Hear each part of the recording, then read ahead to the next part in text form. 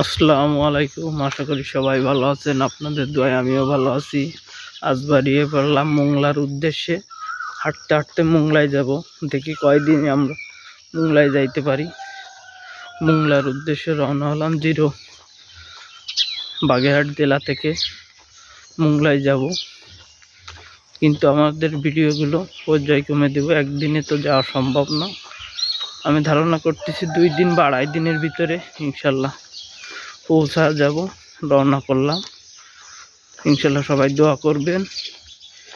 হেঁটে হেঁটে বাংলাদেশে কয়েকটি জেলা ঘোরার ইচ্ছা আছে, সেই চিন্তা ভাবনা নিয়ে কাজ শুরু করলাম। আজকে প্রথম বেরিয়ে পড়লাম। আজকে কয়েকটাই ভিডিও দেব, দেখি কত দূর যেতে পারি। ইনশাল্লাহ সবাই দোয়া করবেন আমার জন্য। অলরেডি হাঁটা শুরু করছি।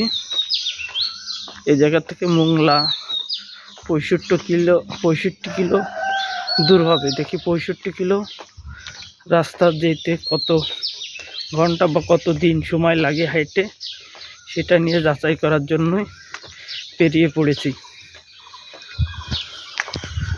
রওনা করছি। একবার ফাঁকা রাস্তা, সকাল প্রায় 6টা 20-25 বাজবে, এরকম টাইম হবে। এই টাইমে রওনা করছি। এখন যাচ্ছি সামনের দিকে। একবারে নিঃসন্দ ফাঁকা রাস্তা, কোনো লোকজন নেই, 2-1 লোক আছে।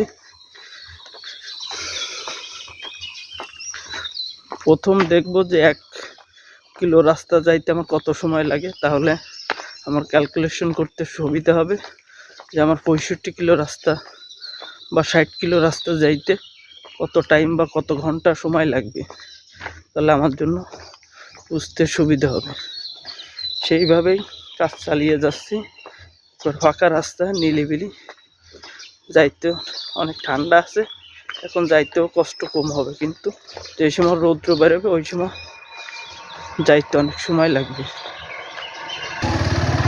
হালকা 2-1টা গাড়ি বেরিয়েছে, তারপরেও আমরা যাই, দেখি কত সময় লাগে। হাঁটতে থাকি। 2-4টা গাড়ি আছে আজকে। ফাঁকা রাস্তা, যাই দেখি কত সময় লাগে। প্রায় 1/2 কিলোর কাছাকাছি চলে আসছি। অলরেডি এখনো 3 মিনিট হয়নি। 3 মিনিট তাহলে 7 মিনিট। 7 মিনিট যদি 1 কিলো হয় তাহলে হচ্ছে 60, তাহলে হচ্ছে 60 গুণ হবে হচ্ছে 7 কিলো, না 7 মিনিট গুণ হবে 60 কিলো। তাহলে হিসেবটা পাওয়া যাবে। পুরো 1 কিলোটা হাইটে যায়, তাহলে বোঝা যাবে যে কত সময় লাগতেছে। তাহলে সবাই ভালো থাকেন, সুস্থ থাকেন। আবারও নতুন কোনো ভিডিও নিয়ে আপনাদের সামনে আসতে